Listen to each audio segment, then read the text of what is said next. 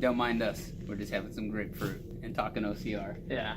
So we're doing the AT&T Stadium Sprint Saturday.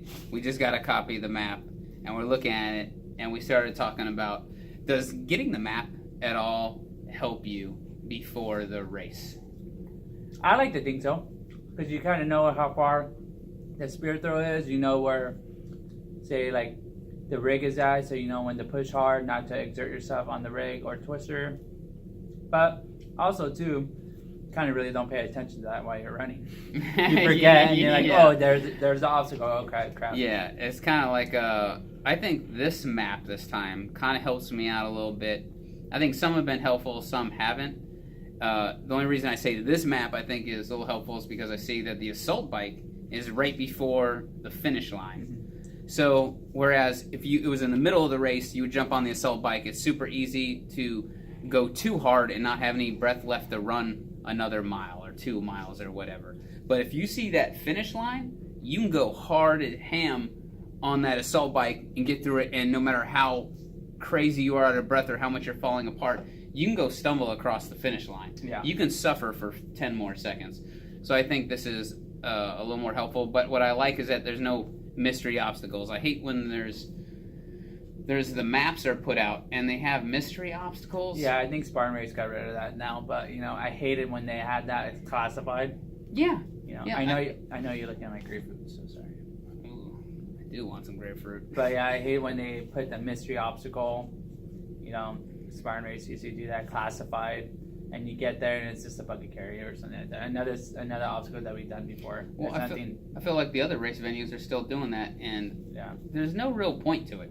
No, just tell us. Yeah, just tell us. Especially, you know, if you're really in OCR and you're trying to plan ahead and you're trying to be competitive, you really kind of want to know what you're facing, because some races might have an obstacle in one state and then not have that other obstacle in the next state for whatever reason. I don't really see the point. I get their mentality behind it. Is they're like, oh, you know, it keeps you guessing, it keeps your mental grit. Is what they're going for that, right? But you know, I think we're past that, man. If you're showing up to these races, you already have a good sense of mental grit.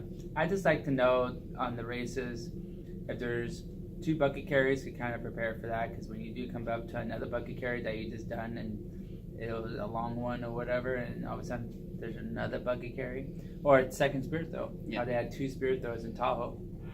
So it's always nice to know, like, kind of like plan ahead, like, okay, I made this one, now take your time for the next one. Well, if you would have had that information long in advance, you could train for that. It'd be even more helpful. But most of the time, you don't get a race map till, if you're lucky, the Monday before the race. Normally, you get it like today. Wednesday, Thursday, somewhere right around there. That's when you'll get it. I find the map,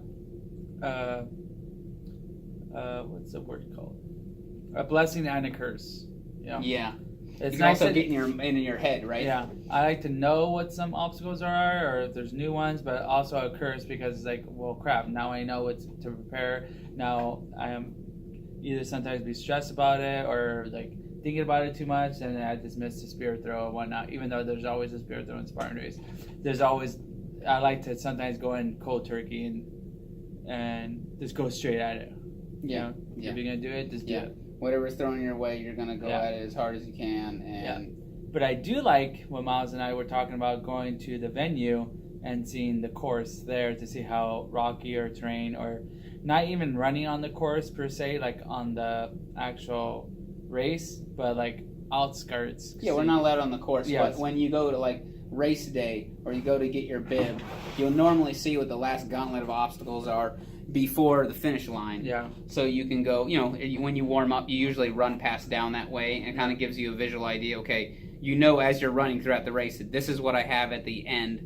So, you know, let's say there's rolling mud, or as the other obstacle course races have it, they have a bunch of hills of mud, water, hill of mud, hill and water. Well, if you know there's a grip obstacle coming after that, more times than not, you know to not put your hands in the mud, to sit there and dig, come out of the water like this, not getting your hands on the mud. Yeah, you try your best. Yeah. You try your best not to. If anything, you're using elbows. But the people that are just gripping it with their hands, like, oh, they're gonna have a hard time on grip intensive obstacles. Yeah. So it's interesting. I just wish we would get the no more classified on the maps, and being able to get the map further in advance, if at all possible. That would be great.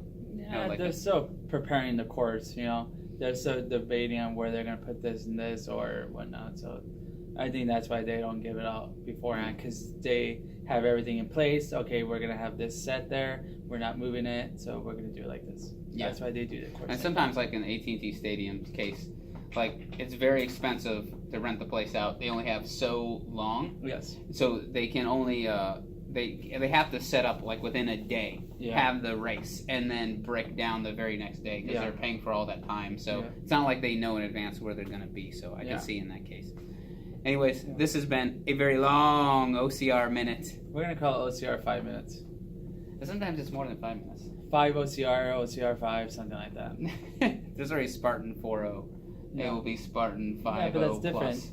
That's different. That's 50 plus miles. Fair enough. I'm going to eat my grapefruit now. 6 minutes now. Deuces. Bye.